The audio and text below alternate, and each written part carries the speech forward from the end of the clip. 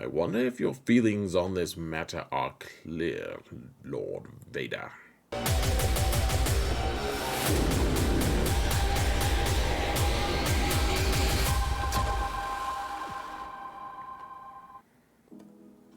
Hello everyone, and welcome to another episode of Zareth Prevails. We're going to answer life's greatest mystery today, folks, which is which galactic legend should you farm next? Farm first, farm next. What's the gearing order? What is required, folks? It's a tricky business trying to figure out exactly what we're trying to gear. I have a new set of priorities because datacrons are out. The whole meta has shifted. Things are different, and over the course of time, we have to be adaptable, folks, and that's what we're doing here, being adaptable, changing what the priorities are, because things change in this game. And so I'm going to have in the video description linked the links to, I've made a few of these other videos like this in the past, and keep in mind you can go check those out and see what's consistent. Some of them are not going to have changed that much. I think my reasoning is sound for all of these, but of course I'm not the sole arbiter of truth on any of this. You guys can feel free to disagree in the comments as long as it's respectful. And I actually learn a lot from you guys. In fact, that's like one of the best things about this platform. But I'm kind of going off to the side here, guys. The new order has changed. The thing is, though, at least from my point of view, the new order has changed. For you guys, for the people playing your accounts, you have to choose what's best for you, of course. You need to take what I have and adapt it for what your needs are.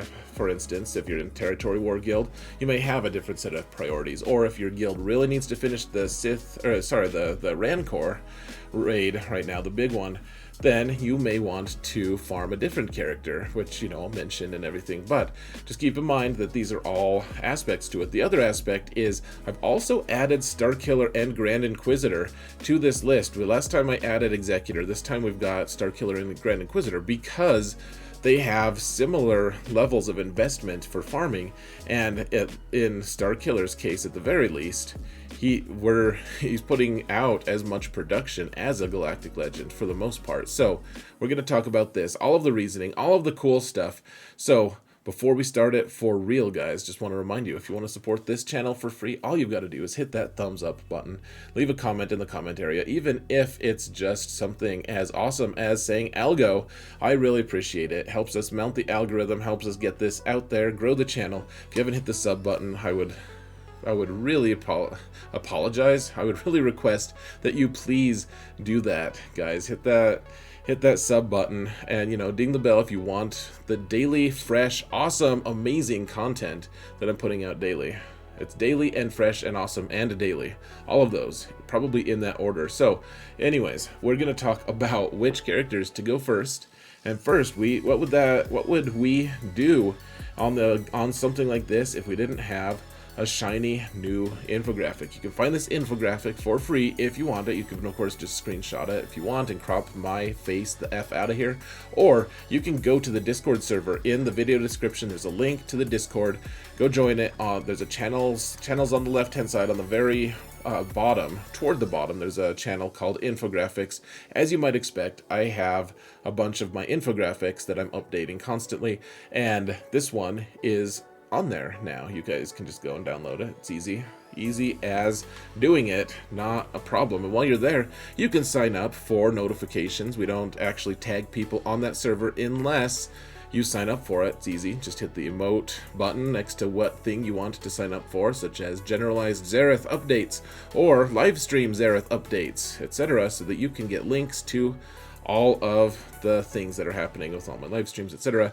But this isn't about pimping the Discord server, but apparently it is a little bit. But what we really want to talk about here, guys, is these requirements first. So you can see I've added this. I used to have a different infographic, which wasn't quite as fancy as this, and it used to show the Relic 6, 7, and 8 requirements. Now we've added the Carbantian Chirotech, because I think that that's also a valid interpretation of how much expenditure you are going to have to use in order to get some of these galactic legends. And so we're going to, you can see You can see on the left-hand side the number of relics is just the total number of relics required to unlock that character. So Grand Inquisitor, the most recent, he requires 5 Inquisitors, all at Relic 5. And that might change if we get Reva, for instance. That I don't even know how we're going to figure that out. But Starkiller and Grand Inquisitor don't require anyone over Relic 5, so they're just blank on the 6, 7, and 8. Decided to do that instead of just a bunch of zeros. But anyways, the total relic numbers, and then when you go to Carbanti and Kyrotech, you can see the number on the left is how much it costs for the requirements, and then once you get the character unlocked, you're still going to need those. You're still going to need to gear the character. So, like for instance, on Supreme Leader Kylo up top, 2,700 of Carbanti, just Carbanti, to unlock him. Of course, it needs other gear, but I think Carbanti are a good generalized, just kind of, a model, a generalized representation of all the core gear that you're going to be required. So obviously going to need more than just Carbanti, but in general, I think that's a good indicator. So 2,700 to unlock him, and when you finally get him and you want to get him to gear 13, it costs another 300. So 2,700 for his requirements, another 300 for a total of 3,000. Similarly, to gear his requirements, they're all older characters, so didn't need Kyrotech. 1,400 Kyrotech. And that's both the shock prod and the laptop added together. I'm just lumping them all together. And then he himself requires 700 more. So 700 more makes it to 2,100. Now this doesn't really help that much, except to just kind of show, look how long it takes to get Lord Vader. If you're gonna get Lord Vader, like you don't need as many Carbanti. You might need other things, but look at the Kyrotech investment for Lord Vader. It's 1,000 more than any other requirement out there, and significantly more than that, like double what it is for Supreme Leader Kylo. You also need 90 relic levels, and Executor on the other hand is relatively cheap, and you don't actually need to gear the Executor once you get it. You just keep upgrading it. Farm that prestige, guys. Once we get Admiral Radis and the Adrad, or the Profundity, we're gonna have to reevaluate that a little bit as well. So, that being said, what is on my list? You probably want to know because you're watching this video. That's why you clicked, or you wanted to hear my outrageous opinions. Either way, I think we need to go to the game.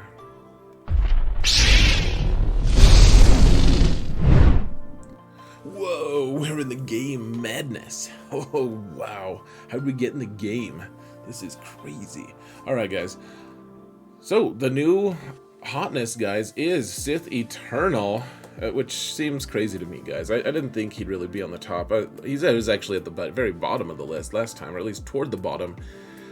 His requirements are not that bad, and you do get a couple interesting things. People argued last time that you get a fleet with Emperor, because I told people that you don't get much of a fleet with Sith Eternal Emperor, and you get an Empire fleet. The problem being, the only way that fleet is any good is with the TIE Interceptor, and TIE Interceptor is almost unapproachably impossible to get at this point. If you haven't done Conquest, then it's just there's going to be a dark time where you can't even unlock it for a really long time. Now, if you can, then yes, the requirements for Sith Eternal are very nice for that fleet. Otherwise, that fleet, yeah, it's okay. It's not going to hold anything compared to, like, basically any of the other fleets. I don't like the Empire fleet until you have TIE Interceptor. TIE Interceptor becomes the linchpin, and you have to do it. So, otherwise, Sith Eternal, other things that he does well. He does really well against other galactic legends. He kills all of them except for Lord Vader. And in GAC, he does well. In Territory Wars, he also does pretty well.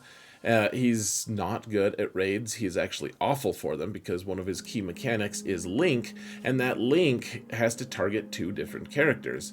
And so he's, he just kind of sits there. He's Backpack Emperor. He's off on an adventure. And he's able to do a lot of stuff in PvP. The PvE stuff, like Conquest, I found that he does okay if you have the right support, but that's just like everyone else. I mean, he makes other Sith decent, but everything's about him. Like, Scion's like, hey guys, I can revive. Backpack Emperor's like, yeah, right, your soul goes into my little backpack here, and you get to heal me a little bit. You know, grow my fingernails a little. So he's also very simple to mod, and he doesn't require mods that other Galactic Legends do. I think that he's probably the easiest Galactic Legend to mod. I like him as well, guys, because of this. He also goes really well with Executor, because his requirements just go hand in hand with a lot of the things, especially with Admiral Piet. You get a lot of different good characters with this as well that are very usable. Like, most of the characters are pretty usable. And the thing is, with Datacrons, there are a lot of things that are like, hey, we're gonna hit underneath your health, we're gonna do all this stuff. And Sith Eternal Emperor's like, Kenobi's been doing that to me forever anyways. I don't really care about that. We're just gonna keep on trucking. So you know, he's expensive against some of these GLs, but if you get the armor up to go with him, he needs a babysitter. Usually you want Watt with him, or you want, you know, Malak is someone who's, you know, kind of does a good job babysitting him. You want Watt, armor, or Malak, maybe all three, who knows.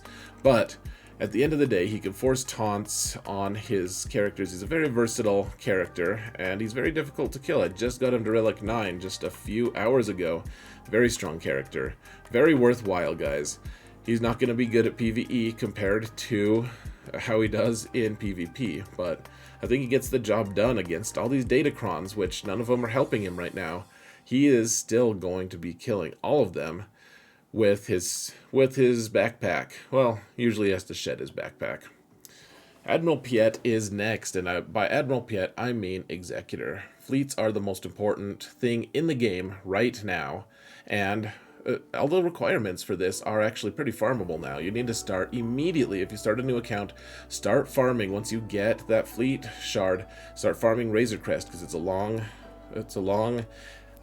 farm. Also start farming Grievous, for what it's worth, but that's a side note. So Admiral Piet, you know, you already have him at high relics, well, relic 5 perhaps, for Sith Eternal, and the thing is, you have a trooper team and all that stuff, but now you're gonna want a bounty hunter team anyways. Bounty hunters are one of the core fundamental foundational things in this game, and the bounty hunters required for Executor unlock are going to all contribute to that. You're also going to have the best fleet in the game. This is the key, guys. There's not a single team out there that can consistently counter Executor other than other Executors. Now, some people will point to the fact that you can use Finalizer to counter Executor. Now, one of the reasons I used to have Supreme Leader Kylo up at the very top, and he's not anymore, is because of his interaction, or his fleet's interaction rather, with the Finalizer, that interaction with Executor. Now, Finalizer can beat the more traditional Executor team, because the Executor team, it traditionally has the one tank and the two offense, you know, Razor Crest and Xanadu Blood with Houndstooth, but Finalizer does not even come close to beating the Executor fleet with 3 attackers, which means you replace Houndstooth with IG-2000, it just gets totally blown away. And that's the team that a lot of people are running in GAC, and even in Territory Wars now. People are running that, and Finalizer can't keep up. It had one cool way to do it, and it's still extremely valid, but more and more the Finalizer is being left behind by this Executor build, and that means the Supreme Leader Kylo's total overall value is diminished a little bit due to the fact that the fleet that you're using him to get does not actually counter the most prevalent version of Executor. Which fleet is most important to be able to counter Executor? Other Executors. Now, if you want all your bases to be covered, you could always get a good Home 1 fleet, which includes a strong Biston and Scarif Rebel Pathfinder, which is a miserable farm because they're not part of any requirements other than having a decent Biston. But if you want to do that and have a Finalizer fleet to be able to counter Executor on all fronts, that's great. It's really tough to do, and it's probably not worth the idea of only farming Supreme Leader Kylo first if you also have to have a random Home 1 fleet on top of it. So, Executor number 2, because that's where half the crystals in your income come from. Now, well, maybe GAC does more, I guess, but those consistent crystals in fleet, man, very, very important. It's pervasive. In this game, you need fleet to survive and to do well, and Piet's gonna get you there. Rather, the Executor's gonna get you there. Next is Jedi Master Kenobi. He is a really kind of a tricky fellow to pin down because you have to make sure you have enough Watt shards. Now, if you farmed Sith Eternal and you've farmed Executor, chances are, if you're in a decent guild, you've had enough time to accumulate enough Watt shards. The other thing is, his requirements are actually fantastic. You can use every single one of them consistently in every GAC match in all tons of different game modes. His requirements are a little steeper than other Galactic Legends, but what you get are, you just get a ton from it. The other thing is, if you can get Cat. Now, Cat is a tricky thing, an elusive creature to be able to get. If you can get Cat, then he becomes the best character in the game. If you don't have her, he is severely diminished, actually, and you probably want to nudge him down a few steps on this ladder, because if you don't have Cat, then she's just too good with him. She has to go with him almost always. Like, you can sometimes split him up a little bit, but it's kind of a mess.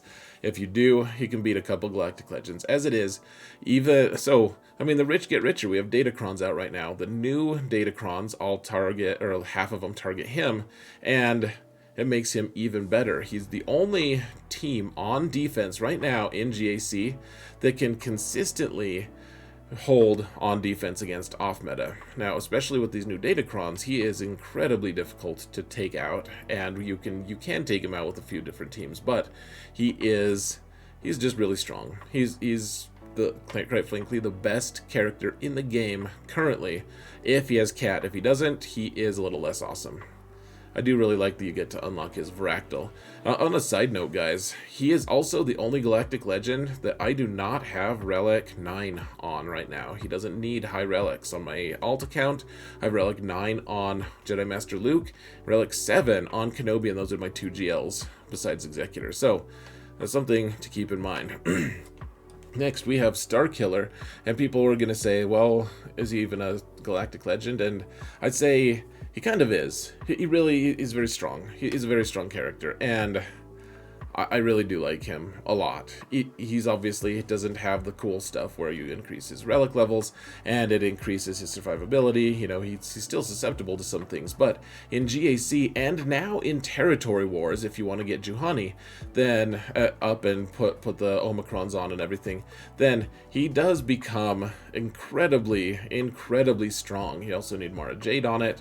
The thing about Starkiller is he's got a lot of different builds that you can use. For the most part, you're just going to want Mara Jade and Emperor Palpatine, along with Visas Mar, which Visas Mar is kind of a side, like, she's not a requirement for his team, and yet you probably typically want to put Visas Mar on the team. So, not an unlock requirement, but kind of an unspoken gearing requirement, though that's not on the actual gearing sheet that I showed you, but keep in mind, Visas Mar is part of that, and you're gonna, because she fills a specific light side unaligned Force user, you just want her to be on that team. So, otherwise, he takes out all of the Galactic Legends except for Jedi Master Kenobi. He does a lot of really cool stuff in GAC and now in Territory Wars. Like I said, if you get Juhani up and running. The problem is he does take, if you want to get him running for just GAC, then you need 3 Omicrons. Just one on his unique is fine, but the other 2 are just so dang powerful. They really are, and they're really worth getting, guys. I used to be skeptical, and you can run him with just one, but all 3 really do make him incredibly strong. Now, the problem is, if you do that for GAC, then he's great, you've invested in him, and then you have to turn around and, in Territory Wars, if you want him to be viable, none of those things from GAC, none of those Omicrons actually work. You have to turn around and put an Omicron on Mara Jade and one on Juhani, and Juhani is specifically made to make Starkiller work in Territory Wars, so that works. The other, it requires, if you want to get full use of him, it requires 100 total Omicron mats, which is crazy, but he is very good. He is very strong. The thing that I want to point out here, folks, is the reason he's not first in line, because his versatility is great. Really, his team is wonderful. The thing is, the characters that you use to unlock him aren't the characters that you use to have him on the team. Like, you put Mara Jade on the team, but otherwise he doesn't really go with anyone else. So he's gonna need a pre-built team as it is. Like, you're gonna need Emperor Palpatine. I just had to, on my alt, get Palpatine up to relics because he wasn't yet. I didn't have the Galactic Legends that required Palpatine to get there. So there is that aspect, and the thing is, the unlock characters are all really powerful characters, but they don't necessarily have a slot on any other team. So like Dash Rendar, for instance, is really strong and everything, but if you don't have a team for him, he's a scoundrel and a smuggler. He does a lot of cool stuff. He really does. But if you don't have the characters to go with him, you just have a wasted Relic 5 character. Same thing with Mara Jade. Now, Mara Jade will go with Starkiller just fine. The other two characters too, like Kyle Katarn, it's like, well, he's an okay Jedi, he's also a rebel and stuff, but usually, like, by far his best place is with a team with Mon Mothma and, you know, rebel fighters, and usually people aren't going to have those built in the early game. And so if you're early game trying to get Starkiller, his investment is crazy to get there in the first place. Remember, look at that chart that I gave you earlier. His requirements are pretty expensive, and then to not be able to use the characters at all until later is a little bit sad. So just things to keep in mind, folks. Jedi Master Luke may want to go a little higher on the rungs. The problem is his requirements are crazy. The requirements that I showed you are just his official requirements. However, he does require Jedi Knight Luke to unlock, for instance, and Jedi Knight Luke requires like Wampa and Hoda and all kinds of characters that aren't actually on the list for Jedi Master Luke. But if you have Jedi Master Luke unlocked, that means you've also unlocked Jedi Knight Luke. You've also unlocked C-3PO, who requires Ewoks that aren't on the list, etc. So his list is really long. The problem is he is one of my very favorite Galactic Legends. Him and his ice cream sandwich relic is it's just very, very nice. I used to say he was the first one you should get. However, you need to get a Galactic Legend early in the game now, and Jedi Master Luke is just not the character for that because he requires so many unlock characters, such as Wampa. You want those GT2 mats to be going somewhere else, probably to General Skywalker or to Malak, something like that. And so Jedi Master Luke kind of gets left by the wayside. You need to be working on him at some point. He kills all the Galactic Legends except for the Sith Eternal, and even then he has a couple builds that they do some okay work against Sith Eternal, I should say. He does a lot of cool stuff. The thing is, Jedi are never going to stop being created for this game, and as long as that happens, he's going to be right in the mix of it, trying to work with them. So, one of my favorite characters, and it's great to have a character you can throw really high protection primaries on, because that's all he wants for his mods. High protection, and then some potency and speed, and move right along. Alright, those are the top 5, folks. What are going to be the next 4? We have Supreme Leader Kylo. Now, he's the king of the raids, guys. If you want raid stuff, he's going to be your man. He does really great. I should also mention, guys, Jedi Master Luke does great in PvE, so does Jedi Master Kenobi. Basically all of these guys do. Though Starkiller, ironically, he's only going to be good in one game or in 2 game modes, in the PvP game modes, because remember, he's only getting boosts where he can use Omicrons, and the only places he gets Omicrons are in Territory Wars or GAC. So remember, Starkiller is only of use in those 2 PvP game modes. He's not nearly as strong like in raids, etc. He can do okay, I think, but for the most part, he's going to be a little bit hamstrung there. Supreme Leader Kylo, though, he's always been king of the raids. He can solo the Sith raid. He can do a lot of damage in the Crancor raid. He can also beat all of the other Galactic Legends, including Kenobi, though it gets a little dicey against some of the Kenobi builds. You do need to branch out, though. Once you've unlocked him, you'll need to get, for instance, a Relic 5 Old Daka to go alongside your zombie. You're going to want to get Watt to be able to help him. There's a lot of requirements. The nice thing is he does facilitate a good fleet. You get to unlock a good fleet, and we talked about the finalizer a little bit, so we're not going to talk about it much more here, but you want the finalizer, and the finalizer can beat half of the Executor builds out there. Finalizer beats other things as well, though those are the ones that you really want. I really like him because you can put him on defense and people get you can now with Datacrons, man. His health steal is crazy good. It really is. And the only characters that do really well against it are the ones who do healing immunity, such as Jedi Master Kenobi, of course, he does fine. But then Sith Eternal, actually, I just killed Supreme Leader Kylo with Sith Eternal because I had shock on him and he couldn't heal. So all that health steal from Datacrons is something that you're going to want to think about. He is stronger with all the health steal. He's a very strong character. Datacrons are going to be very interesting for him, especially when we get First Order ones. I'm interested to see how that goes. Rey is actually, if you want to just go straight up by Datacrons, you probably go up a few notches. Now, she's only going to be relevant in Datacrons, at least super hyper relevant, for a couple of more months. So we're not gonna be reactive here. The problem is Rey is actually, she's also very good in raids, as you might imagine, considering her name, Raid. But her requirements are a lot smaller, just like Supreme Leader Kylo. Her requirements are a lot smaller. She also is one of the most versatile in the whole game, characters in the whole game. She is just very, very strong in terms of, she'll kill all the Galactic Legends except for Lord Vader, and she does a lot of cool stuff. She works with Jedi or she works with Resistance. She's not that picky. She's not a Jedi, but she does a lot of cool stuff, guys. She also scales really well. Now that they finally fixed Whirlwind, they actually boosted her ability based on her relic level, which is really nice. So she scales really well, and she's very worthwhile, guys. I think she is a wonderful character. The problem is she gives you another fleet too. You can actually farm she can farm the new tank and everything. It just doesn't move the needle that much. That fleet doesn't counter almost anything that's super important. The Raddus fleet is fine, but it's unfortunately playing sixth fiddle to all these other cool fleets. Lord Vader, guys, he is actually, with Datacrons, he has become much stronger. He is a lot more difficult to take down, and it's scary. It's a sight to behold. He does a lot of cool stuff.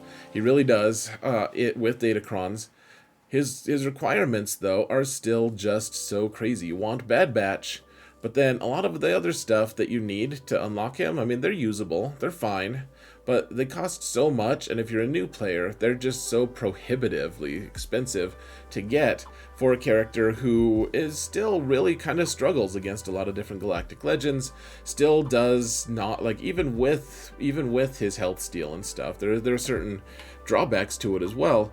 He seems like he's a lot stronger, but I do think the CG did price him out a little bit too much, and you can still beat him, or at least he's one of the Galactic Legends who you can actually just be like, okay, I'm just gonna two-shot this with two lesser teams and just move right along. You can use bounty hunters, then troopers, and move along, and for his level of investment, he should be the strongest character. Now, I'm not here to gripe, but he doesn't, the Datacrons have buffed him quite a bit, actually, and maybe he should be a little higher on the list, but until we know that Datacrons are going to consistently buff him across every single month, I think he's just going to be here in the basement, right next to the Grand Inquisitor. Now, maybe we'll get the Grand Inquisitor ship, and that'll be awesome, and that will be a good reason to get him.